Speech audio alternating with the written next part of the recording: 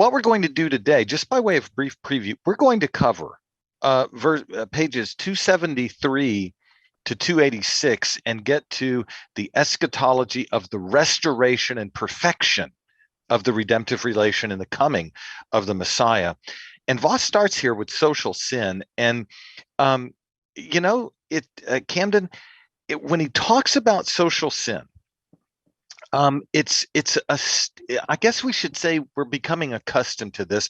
I think Voss stuns us because typically when you talk about social sin and you get to this section, this is where the social justice warriors come out and begin drawing one-to-one correlations between Israel and modern society. And Voss says up front that caution is necessary due to the fact that the situation in Israel and the situation in our modern social and economic realm is widely different. And that's a kind of counterintuitive way to begin addressing this. But Voss is starting with the point that the theocracy in its old covenant, earthly, shadowed down, provisional, typical form bears a host of discontinuities with nations in our present 20th and now 21st century context. And he starts with kind of an obvious one, and then he moves into the heart of the matter after he starts with the more or less obvious historical context. But here it is. He says, first of all, before you try to draw any kind of one-to-one correlation between Israel and states today, let's just say the United States today to make it concrete. Yeah, for sure. He says that modern society is commercial and industrial in character. By commercial, Voss simply means that the society seeks to produce a commodity that promotes personal wealth. Yeah, business. Business. Business. And by industrial, he means the mass production of a product in a factory that's aimed at creating wealth. Mm-hmm. It's business. Sure. And his point, this first one is a very basic one, but he's saying that that relation of capital to labor that marks industrial commercial nations today in a kind of post-industrial revolution world, it just didn't exist with Israel. And so he's saying that we should not think going in that there is a kind of univocal or one-to-one correspondence between Israel and nations today. And what that means is very helpful.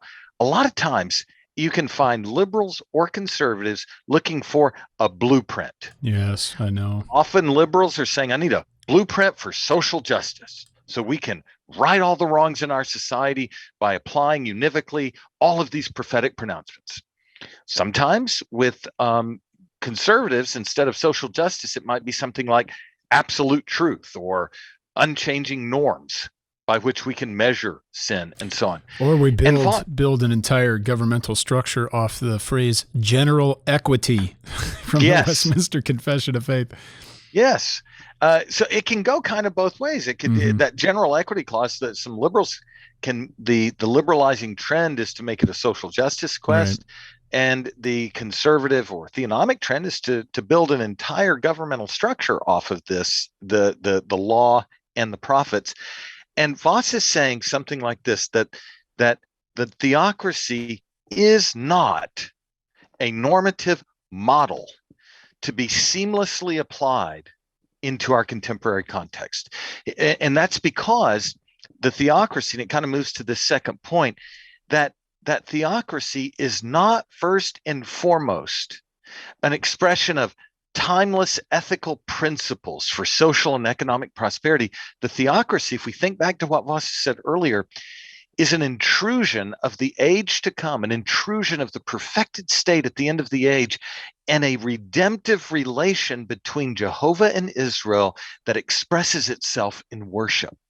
And so Voss is saying that's the paramount central concern with the theocracy. It's not a blueprint for social ethics. It's an intrusion of the glory of the age to come in a provisional, typical redemptive covenant. So, Yeah. so I think that's really, I guess our Voss listeners, those who are reading along with us and have listened to Voss Group, won't be so surprised. But once again, Voss continues with that central concern about the worship of the Lord and the uniqueness of the theocracy as an intruded holy realm Right. that reveals but veils the glory of the age to come.